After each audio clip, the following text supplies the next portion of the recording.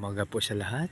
Ang abang lingkod ay dito po sa Kasamata, Banggid, Abra. No? So, ito po yung makikita mga kaibigan. No? Pag dito po kayo, no? Makita po sa ilalim.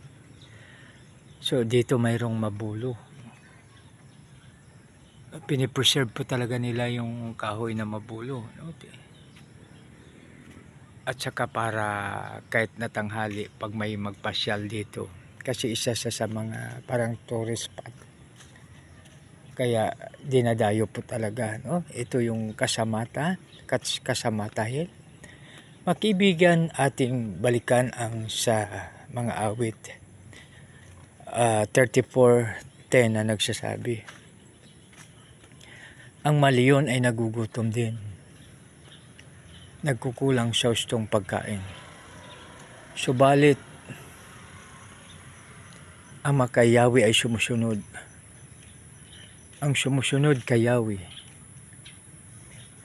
mabubuting bagay sa kanya'y di nauudlot. Napakagandang reminder sa bawat isa sa atin mga kaibigan na tayo ay sumunod, no? Dahil pag tayo sumunod, isang pagpapala po. Hindi lamang sa atin kundi sa mga taong nakapaligid po sa atin.